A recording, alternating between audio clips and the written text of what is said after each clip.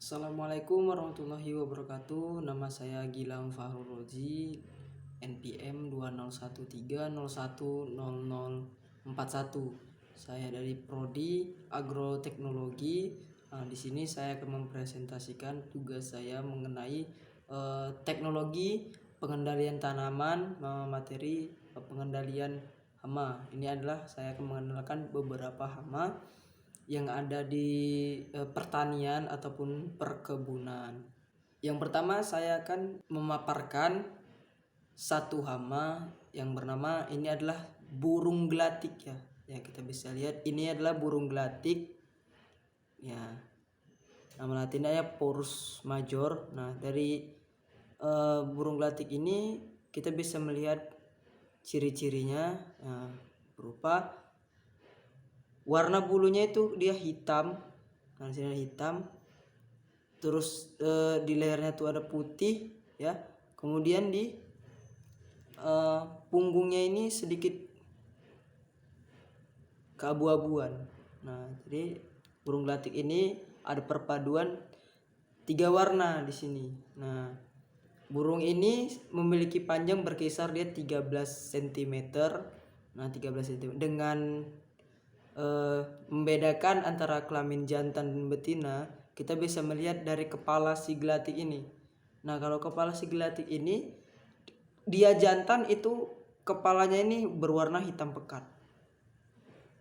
Nah, kalau yang dia betina kepalanya ini memiliki warna abu-abu. Nah, yang saya pegang ini merupakan gelatik jantan. Nah, gelatik jantan ini ketika dia melakukan proses perkawinan itu biasanya pada musim pancaroba. Itu antara musim selesai musim hujan, nah akan berganti atau beralih ke musim kemarau. Itulah disebut dengan musim pancaroba. Nah, burung inilah di situ mereka bisa berkembang biak dengan berkelompok, secara berkelompok. Nah, biasanya mereka bertelur itu dari 4 sampai 5 telur. Nah, untuk burung gelatik ini atau Porus major ini mereka hidup secara berkelompok dan habitatnya itu biasa di pepohonan. Nah, burung gelatik ini juga menyerang atau menjadi pengganggu bagi petani. Dan biasanya gelatik ini ketika kita pada zaman sekarang ini banyak dijadikan sebagai burung hias ataupun menjadi burung untuk perlombaan seperti kicau burung. Nah, karena suara burung gelatik ini memiliki suara yang khas gitu. Atau mereka para kontestan burung itu menamainya sebagai burung gacor karena suara dari burung gelatik ini memiliki suara yang melengking dan khas, punya ciri khas tersendiri gitu. Gelatik juga bisa meniru bukan hanya satu burung, bahkan 2, 3 sampai 5 burung pun dia bisa meniru suara burung yang lain selain dia. Itulah ciri khas dari si gelatik ini atau Porus major. Untuk makanan dari si gelatik ini, mereka mengganggu biasanya para petani yang berada pada sektor hortikultura yang serealia gitu, atau yang biji-bijian seperti padi, gandum, ataupun jagung dan sorghum. Nah, itu mereka gelatik ini suka memakan biji-bijian. Itulah tentang gelatik ini. Baik, saya akan memaparkan satu burung lagi atau dari kelas Aves ya. Jadi burung itu merupakan kelas dari Aves. Mereka juga termasuk dari vertebrata. Nah, jadi burung itu juga termasuk vertebrata atau yang memiliki tulang belakang. Ya, burung itu juga memiliki yang namanya tulang belakang. Ini adalah jenis Aves atau unggas ya. Jadi ini adalah burung pelenci atau namanya Zoosterops. Nah, Zoosterops ini memiliki ciri-ciri, ada keunikan di sini. Warna dari bulunya itu adalah hijau ke kuning-kuningan dan memiliki seperti lingkaran di matanya. Nah, di matanya itu seperti memiliki lingkaran. Nah, ini ya. Nah, makanya burung ini juga disebut sebagai burung kacamata karena ada lingkaran putih di matanya itu. Burung ini memiliki panjang dari paruh sampai ekor itu kurang lebih 10 sampai 15 cm. Nah, keunikan dari pelenci ini ketika dia itu bertelur, nah telurnya itu bisa mencapai 2 sampai 4 butir yang berwarna seperti telur asin warnanya. Dia seperti hijau-hijau pucat gitu. Nah, itulah telur dari burung pelenci ini 2 sampai 4 butir mereka biasanya ketika berkembang biak. Baik, selanjutnya saya akan memaparkan satu burung lagi yang bernama burung pelenci. Nah, burung pelenci ini bisa kita lihat kalau dia jantan, ekornya ini dia itu lancip ya. Ekornya ini dia lancip. Nah, kalau betina ekornya ini rata.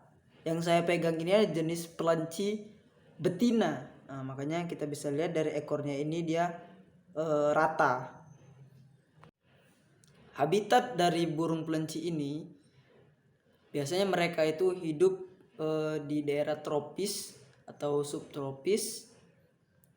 Jadi burung pelenci ini hidup di pepohonan. Mereka biasa membangun sangkar itu di pepohonan.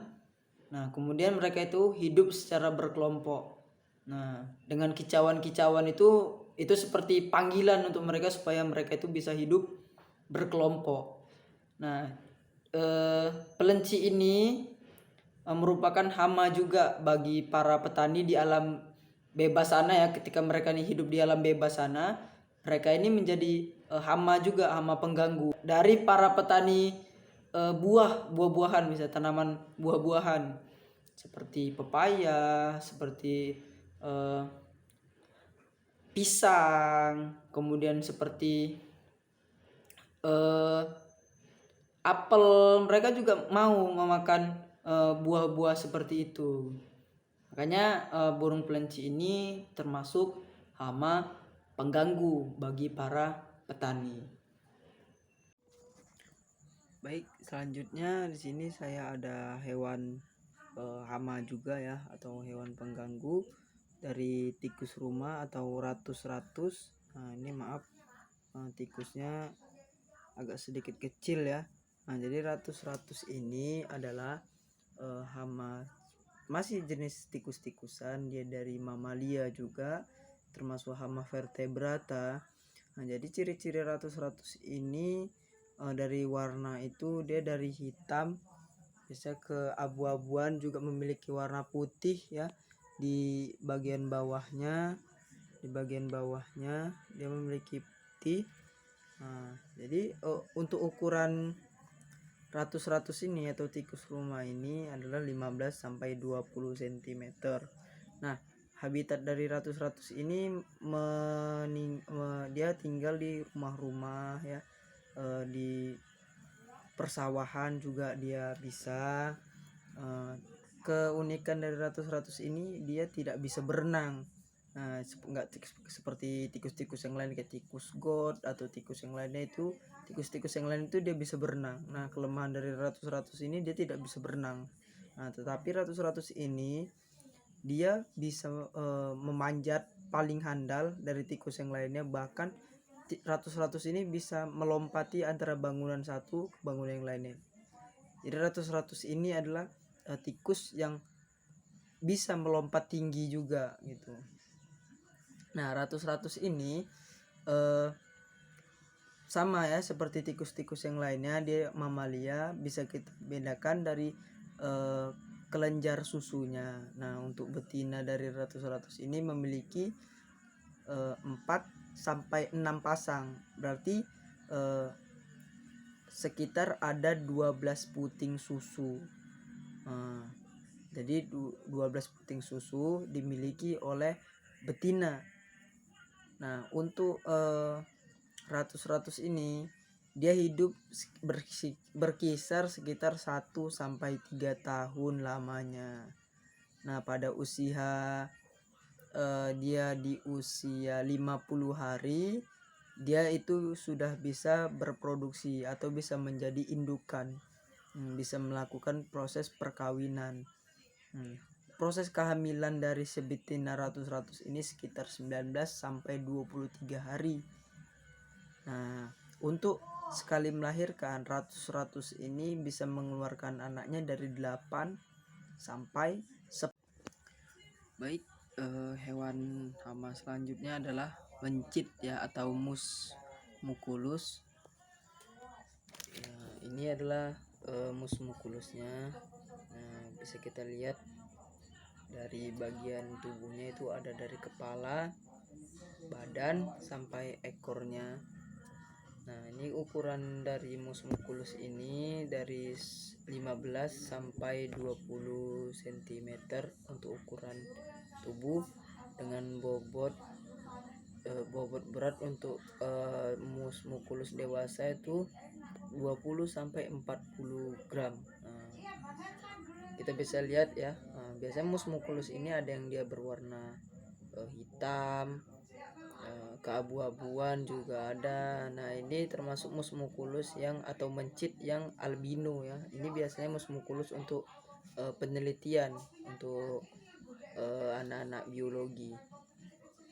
Nah, mus muculus ini atau mencit ini biasa hidup di pekarangan rumah ya, pekarangan rumah atau bangunan-bangunan tua, pinggiran-pinggiran persawahan. Dia juga suka hidup di habitat seperti itu. Nah, mus muculus ini hidup secara berkelompok ya, hidupnya secara berkelompok.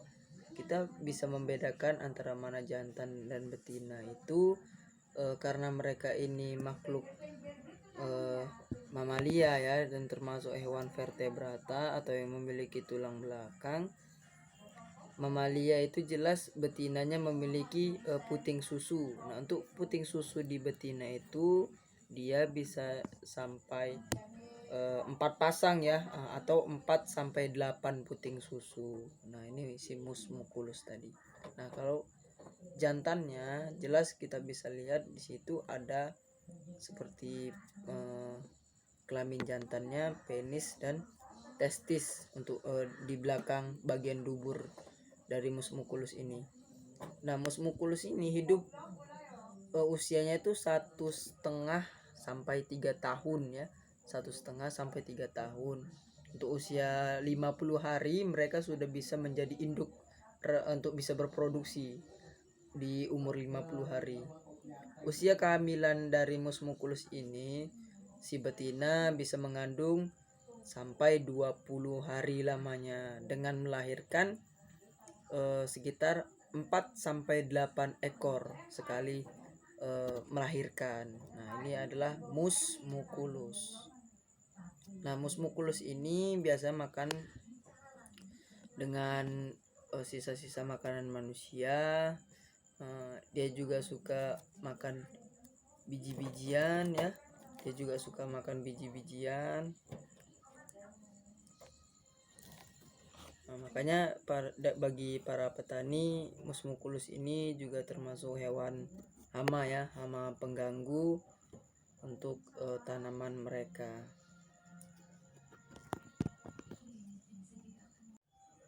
Demikian tugas saya buat. Terima kasih untuk dosen pengampu Ibu Yani selaku dosen teknologi pengendalian tanaman tentang mata kuliah hama. Demikian. Assalamualaikum warahmatullahi wabarakatuh.